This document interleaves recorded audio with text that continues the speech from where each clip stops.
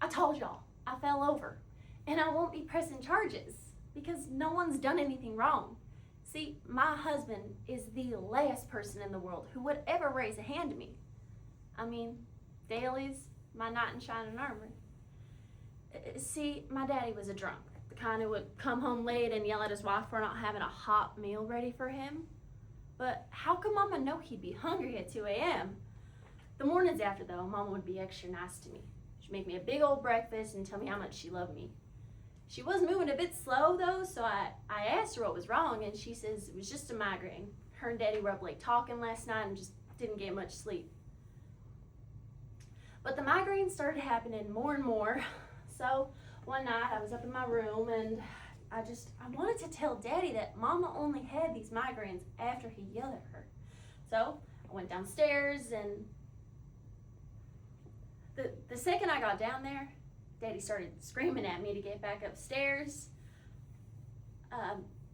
And then he started charging at me. So, I backed away as quickly as I could, but I tripped on something. I fell against the bookcase, and I cracked a rib. Oh, it was the most painful thing ever.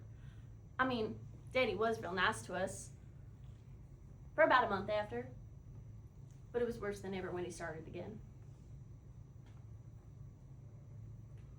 Cycles of abuse are perpetrated by returning to versions of what we are comfortable with.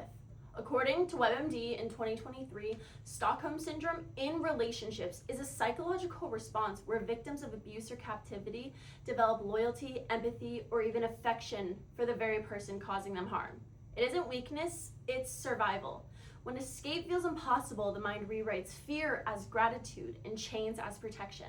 The tragic paradox is that the abuser becomes both the jailer and the lifeline, leaving the victim convinced they are safer in captivity than in freedom.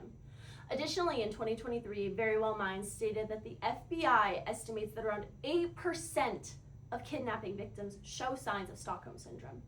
In this DI, Caro explores how love, protection, and violence can become entangled until the difference between rescue and imprisonment blurs. This piece is not just about Caro's life, but the way love can be weaponized and how violence can hide in the costume of care. Because sometimes the most dangerous captor isn't the one you fear, it's the one you trust. My Knight in Dull Armor by Peter Malicki. See, Dale came to our school when I was about 17. He was a year older than the rest of us, and all the girls fancied him. Especially Mark Wilson. He really fancied him. But Dale only had eyes for me. After just a week, I told him about my dream holiday trip to Fiji and New Zealand. He took my hand, and I felt this electric surge through my body. So I leaned over and kissed him. And he kissed me back. Oh, I'm telling y'all, I fell head over heels in love right then and there. We were inseparable after that. Mark Wilson never spoke to me again, but it didn't matter. I was in heaven. Until one night, when I got a knock on my window, I looked over and it was Dale. He had climbed the trellis? No, he can't be here. You have to go, Dale, now. But he told me he loved me and he had to see me. And then it's too late. He starts hearing the screaming downstairs and he moves past Lightning. And he's halfway down there before I finish saying, Daddy. So I get downstairs and Mama's standing there crying, head in her hands, and then Daddy's just pointing and shouting at her. And then all of a sudden, Dale just grabs Daddy and throws him against the wall. You white-beating piece of shit! Let's see how you take on someone your own size. He hits my Daddy. 1, 2, 3. And then Daddy falls to the ground. And then Dale's got this murderous look on his face and screams at me to grab my things. So I go upstairs, I grab my purse and some clothes, and the last image I have of home is Mama standing there just white as a sheet, and Daddy curled up on the floor with blood bubbling out of his nose and his mouth. So you see, Dale saved me, and he does everything to give me a good life. He got a job as a carpenter so he could rent a tiny little house on the outskirts of town. We were terrified that Daddy would come and find us, so Dale put bars on all the windows and about a dozen or so locks on all the doors. We got married after just a week down at the registry office. Huh? I mean, we were so in love. He was the man of my dreams. Smart, strong, handsome. I do wish Mama could have been at the wedding, but Dale didn't want Daddy to know where I was and come and find us. I started to feel just a bit claustrophobic being cooped up inside all day. So I started to grow flowers outside. Y'all would have loved them. They were beautiful. Until one day, Dale came home early from work and just, "What the hell are you doing, Kara? What if he finds you and hurts you? Do you think I'll be able to live with myself?" So, my flowers died, and Dale didn't want me outside unless he was one step behind me. But the days started to get longer and longer, and I was really missing Mama, so I asked Dale if I could call her. I mean, I left my phone at home because we were in such a hurry. And then he started screaming at me, and I hate being yelled at, so I go upstairs and lock myself in the bedroom.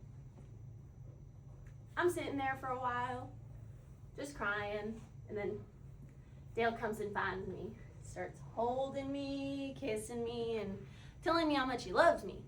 I mean, he wants to make love. I don't really want to, but I mean, look what he does for me to give me that good life that I've always wanted.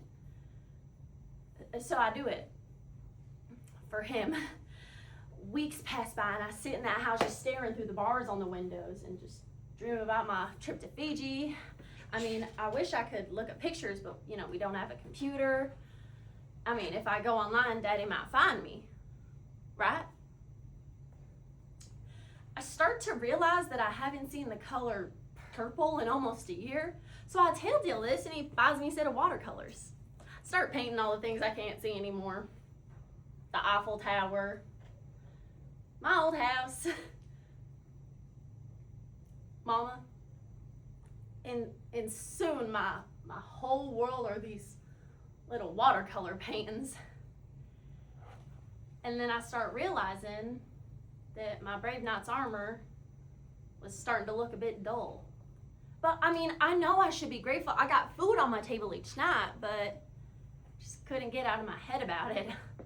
So one morning before he left for work, I decided I'm gonna do it. I take his phone out of his bag and it takes over an hour to just summon up the courage, but Mama, it's me, Kara, how are ya? She starts crying, sobbing actually, and she sounds a little husky. She's kind of coughing a lot, so I ask her what's wrong, and she says, just another one of those migraines. And she just had the flu last week, so but it's so beautiful to speak to me again. Suddenly though, I hear some loud, strong footsteps coming from behind me. I look and it's Dale. He just rips the phone out of my hand and I just stumble back and So that's how it happened, officer. That's how I hurt my arm. It was all my fault. I mean, and once Dale saw how bad I was hurt, he took me straight to the hospital.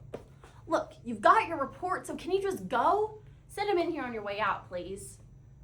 I know he loves me. I don't want him to get worried. So just send him in here on your way out.